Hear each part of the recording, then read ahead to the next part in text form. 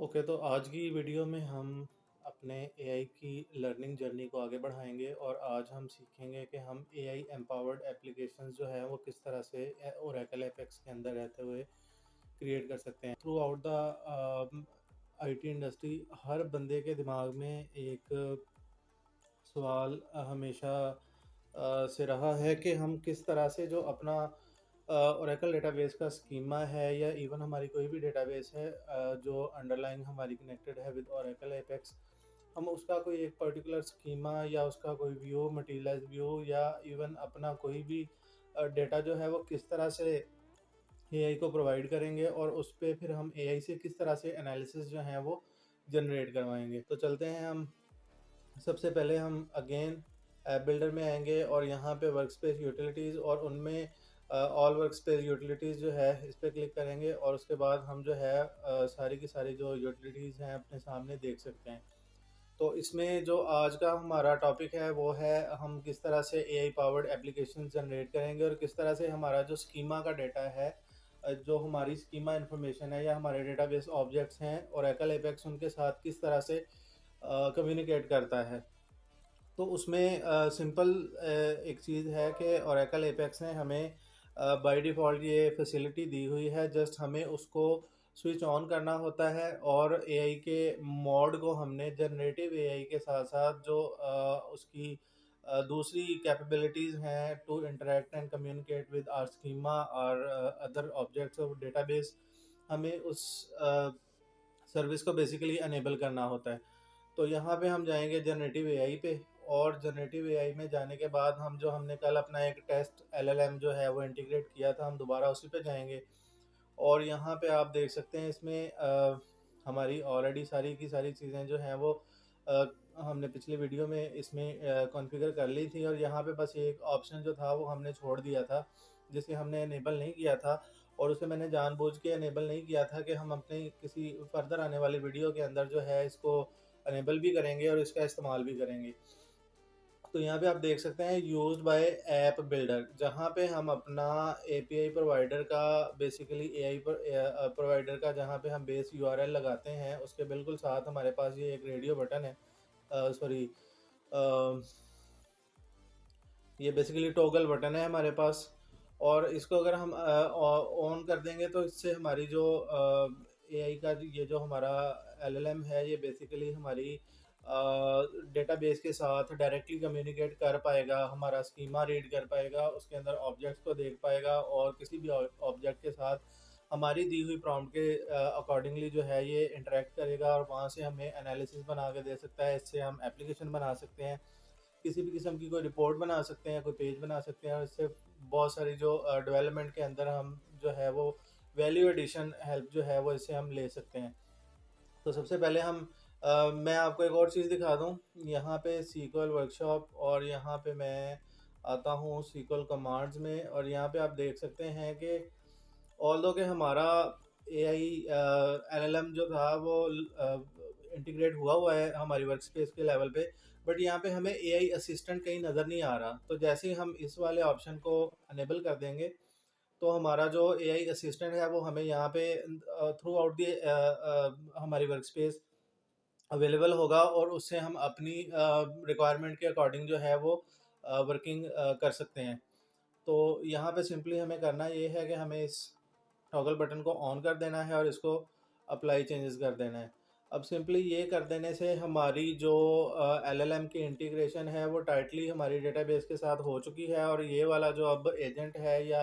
हमारा जो LLM model है ये हमारी डेटाबेस के साथ डायरेक्टली इंटरेक्ट कर सकता है। तो यहाँ पे सिंपली मैं पेज को रिफ़्रेश करूँगा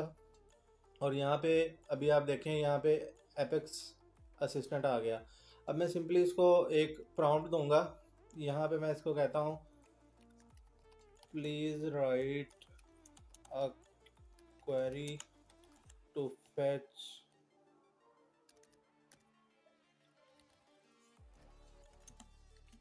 amp data,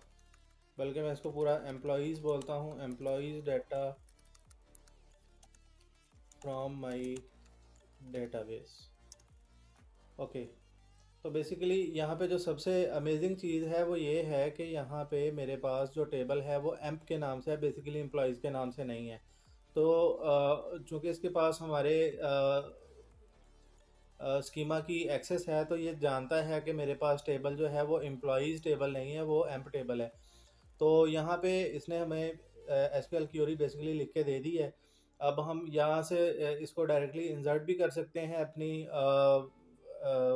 SQL developer environment के अंदर,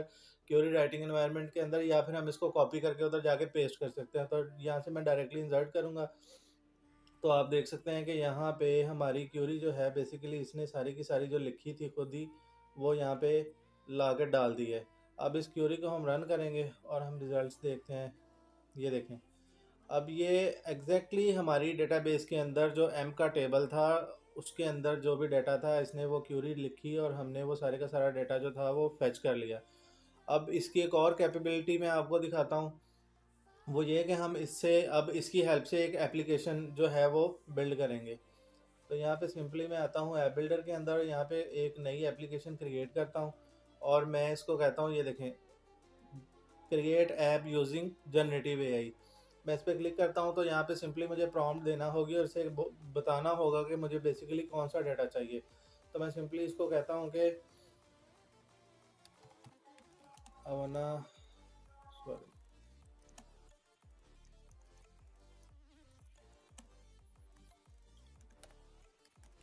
build an application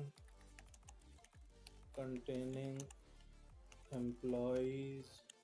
management information system। ठीक है जी। अब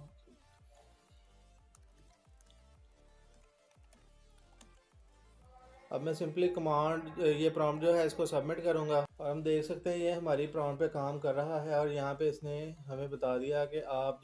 एप्लीकेशन बनाना चाह रहे हैं उसके अंदर में आपको ये वाले जो पेजेस है वो प्रोवाइड कर सकता हूँ। मोर ओवर ये हमें बता रहा है कि आप इसके साथ फॉलोइंग फीचर इनेबल कर सकते हैं। आप इंस्टॉल कर सकते हैं PWA progressive web application push notification. और मैं कहता हूँ कि ठीक है यार, सिंपली आप इसी प्रॉम्प्ट के अकॉर्डिंग जो है वो एप्लीकेशन क्रिएट कर दो, तो ये ऑटोमेटिकली हमारे डेटाबेस के अंदर एम्प्लॉय की जो डेटाबेस हमने मेंटेन की हुई है अपने डेटाबेस के अंदर, इस स्कीमा के अंदर, उसकी सारी इन्फॉर्मेशन गैदर करेगा और यहाँ पे वो सारी की सारी जो है चीज़ें बता रहा है कि मैं ये पेज बनाने जा रहा हूँ। तो मैं सिंपली क्रिएट एप्लीकेशन पे क्लिक करता हूँ और ये इसका मैजिक जो है वो अभी हमें नज़र आएगा और ये बगैर किसी भी किस्म की क्यूरी लिखे, बगैर कोई मेहनत किए, हमें ऑटोमेटिकली एक अच्छी एप्लीकेशन बना के जो फुली फंक्शनल होगी वो रिटर्न कर देगा। तो अब देख सकते हैं हम यहाँ पे हमारे पास एक एप्लीकेशन बन गई है जिसमें इसने बेसिकली, अगर हम ग्लोबल पेज को बॉदर ना करें तो 10 पेजेस जो हैं इसने हमें बना के दे दिए हैं बेसिकली। और अब अगर हम इसको रन करके चेक करें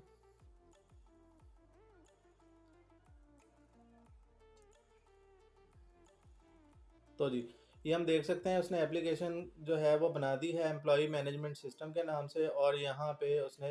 रिमार्क्स भी ऐड की हैं ब्रेड क्रम के साथ के a comprehensive system for managing employees information and operation.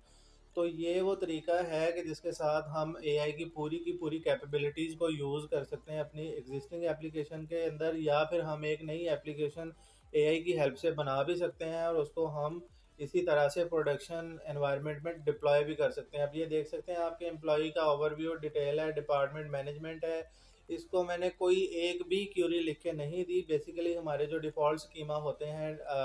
Database के अंदर, उसके अंदर जो डिफ़ॉल्ट एम्प्लॉई और डिपार्टमेंट और सैलरीज वगैरह का एक स्ट्रक्चर बना होता है, उस सारे को यूटिलाइज करते हुए इसने ऑटोमेटिकली हमारी डेटाबेस के अंदर से सारी वैल्यूज़ को फैच किया, क्यूरियाँ लिखी,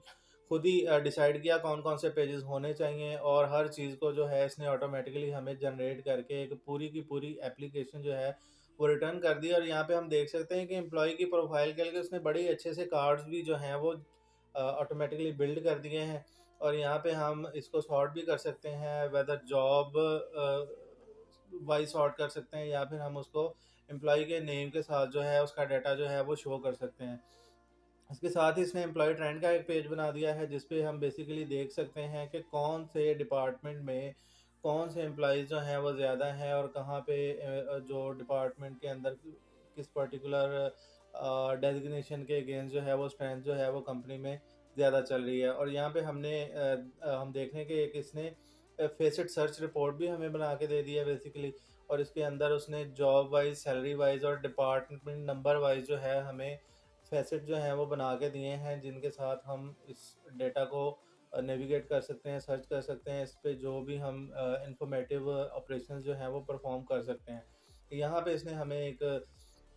फ़िल्टर बना के दे दिया है और ये सिंपल हमारे पास एम्प्लॉइज़ की प्रोफ़ाइल आ गई है, जिसमें हम एम्प्लॉयी के किसी भी इन्फॉर्मेशन को एडिट भी कर सकते हैं, अपडेट कर सकते हैं, डिलीट कर सकते हैं। आप देख सकते हैं यहाँ पे, अगर मैं थोड़ा ज़ूम आउट करूँ तो ये हमें एम्प्लॉयी का पूरा प्रोफ़ाइल जो है वो नज़र आ रहा है। तो इस तरह से हम जो है वो